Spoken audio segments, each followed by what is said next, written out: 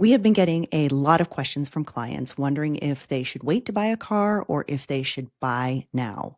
And that is a great question with the tariffs that just went into effect on April 2nd. In this video, I am going to break down three things for you: how the tariffs are structured, figure out if the car that you're considering will be impacted, and what it might mean for your next purchase.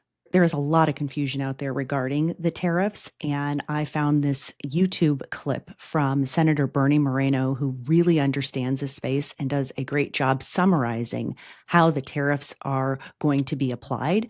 So let me share that with you real quick, and then we'll come back and talk about how this affects you.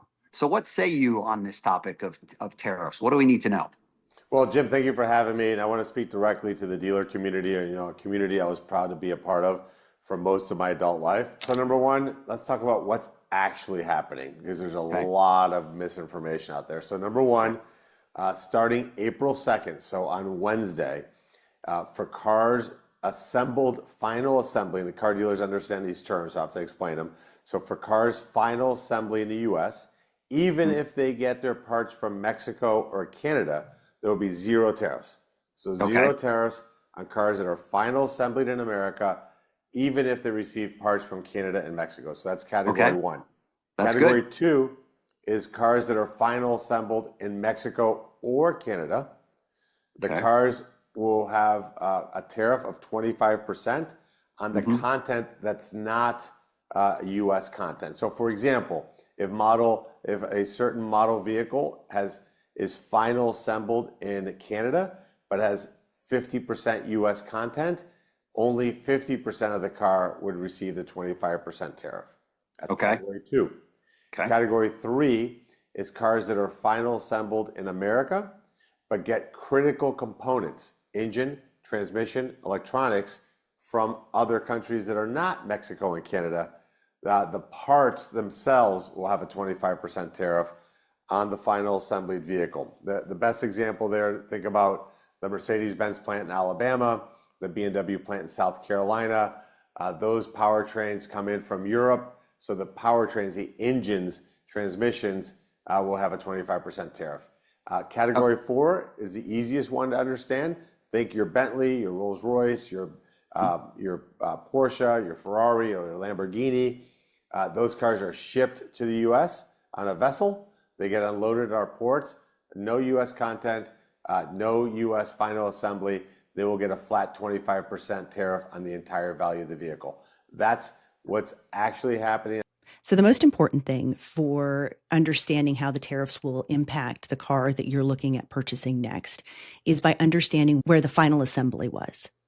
And that final assembly isn't the same for an entire manufacturer. It's really going to depend on the model of vehicle that you're looking at. So, for instance, BMW has some vehicles that are made here or final assembled here in the US, and they have a lot that are final assembled in Germany. So you need to understand from the model where that vehicle is assembled.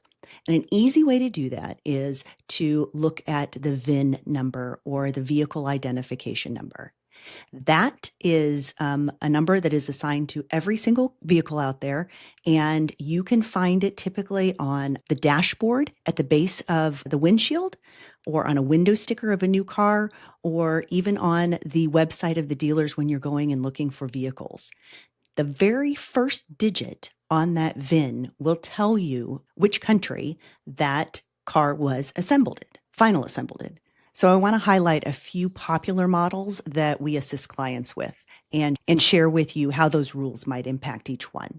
So let's start off with the BMW X3 and the X7. They are both assembled in South Carolina. So there's less exposure to the tariffs because they're assembled here in the US. The Mercedes GLE and GLS, their final assembly is in Alabama. However, their powertrains, which is a big component of a vehicle, come from Europe. So they're going to have a category 3 tariff exposure. They're going to receive a little higher tariff than the BMW X3 or X7. The Audi Q5, final assembly is in Mexico with very little US parts and content. So it's category 2, likely meaning that there's going to be a price increase. The Lexus RX, built in Canada, also falls under category 2. The Dodge Hornet, it's assembled in Italy, category 4, 25% tariff across the board. The Chevy Trailblazer and the Trax, they're produced in South Korea. They're subject to the tariffs. And the Toyota Tundra, its final assembly is in Texas, and it's largely insulated away from the tariffs. So what does that mean to you? If the vehicle that you're considering is final assembled outside of the US, particularly in Canada or in Mexico, it may make sense for you to move sooner rather than later to avoid those tariffs. On the flip side, vehicles built in the US or comprised of domestic components will probably see very little change. However, there is some pressure on the overall market. And as a result, with the new car pricing increasing, it's more than likely going to put pressure on the used car pricing as well. And we may see things with retaliatory tariffs coming in from various countries and disruptions to the supply chain, which will likely provide price hikes as well. I hope this video was helpful, and just know at CarOracle, we are not here just to help you find the best car. We are here to really help you make smart moves and financial decisions when making such a large purchase. So please do not buy or lease a car without us. Thanks. Yeah.